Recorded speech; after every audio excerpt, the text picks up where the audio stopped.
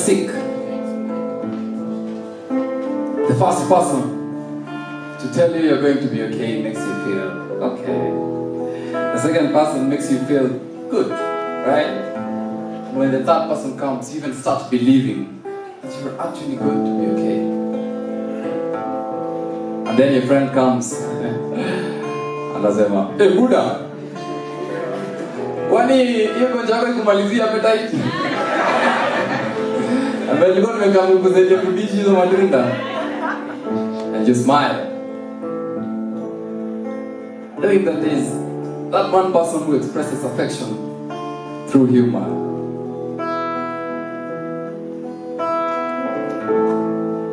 It is the third day of hospital, hoping that this doctor will have a different opinion, hoping that he will say the condition is not as chronic and that enough research has been done only that the previous doctor didn't know about it. You hope, hopes, now beginning to fade.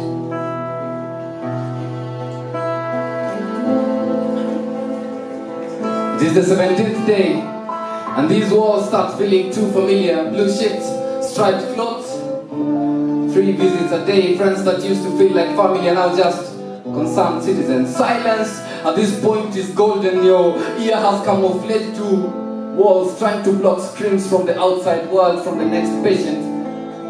Pain lives here. And the next familiar face is the next patient, impatiently waiting to die because the pain is too much to bear. Prayers in this room are now a routine. I think God doesn't live here anymore, or maybe he just doesn't care. In the eyes of my caregiver, I saw death. In her voice and her lips were not convincing enough when she told me you're going to be okay, because the way she said it, I could almost feel her inner self saying, why haven't you died sooner? That bed needs to be occupied by another patient. In the eyes of my mom, I saw nothing but fear of loss, but in her voice I had faith. I had lost mine, so I held on to her every string of muscle I had left me. My crush came to visit. She used to kill me with her smile, but this time I swear I felt healing.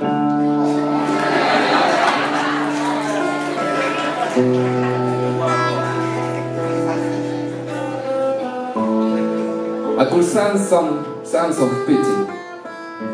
I didn't need a mirror. I had seen how skinny I had grown, in the voice of everyone telling me, you look good, man, you look good. And now, when your uncles from your dad's side come, you know you're not coming out of that bed alive. But you have to keep hope alive. It is 2 weeks in the ICU, where only close friends and family can come and see you. The doctor is not even afraid to speak up because he thinks you can't hear. Brain dead, they call it. But somehow you just can't tell them that you just can't, because the gas mask has to stay there to help you breathe. Why are they even making breathing decisions for me? I'm ready to face the grave, man. I put it all on the grave. So in my mind, I put out a VIP guest list for my funeral. And I had the exact outfit to wear during my last send-off. As I sat there, silently listening to the beautiful speeches of people trying to pay their last respect to someone they say they own here, consoling the bereaved with warm words. And I was looking at the girlfriend, trying to find comfort in the shoulders of another guy. The guy trying to keep it in until the memorial is over, but I could still notice a bump built on his hip as he hugged she. I saw the sworn to death enemy cry so hard you would think He was the twin brother of the bereaved. I sat there as the pastor was sweating, giving his last sermon, and I still can't believe that Simon came to the last service drunk in the name of honoring the guy's last wishes as if he could see it. These guys just can't wait to bury me and move on with their lives, but it's okay. It's okay. I've moved on anyway. Sorry, mom. Sorry, mom. I'm not gone. I'm here. Only that in my world, communication is done with gazes, not words. Wipe off those tears, brother. I do not want to carry your ugly, teary face to my land of milk and honey. Honey, Pastor Gabriel is here to pray with us. And I snapped out of it all when I heard her voice again. This time, the machines were beeping, only slower and fainter.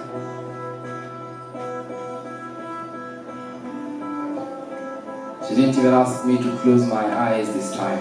I think the locks of my lids had been changed, and I didn't have the keys to open them for 3 weeks now. Only the doctors break into them as if with torches, as if they're trying to look at the little life lost inside my pupils.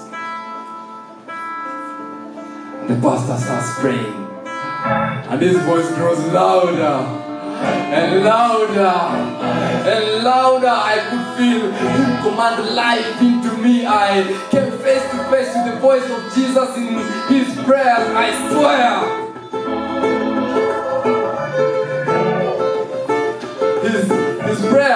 His prayer was like a sermon, an exorcism, and an extraction of some sort. I came face to face with the angel of death, but the stripes he received on Calvary striped off his powers and gave me life again. His garment, the garment of Jesus, had the same power not just to heal my bleeding spirit, but restore my faith in him again. I was lost in the spirit of the dead, but he came and found me. Believe me, I don't have the right words to say how great our God is, how his majesty is unlike nothing we've read in the books of history, that his power can change your whole story. This is not just another story. I'm telling you that God lives today. Even though sometimes you might feel like he doesn't, he still does.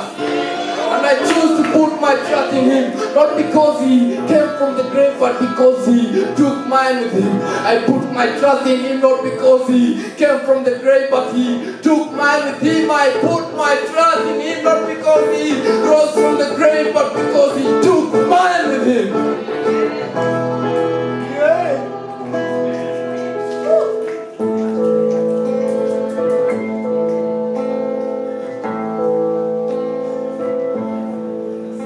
I give up. Thank you.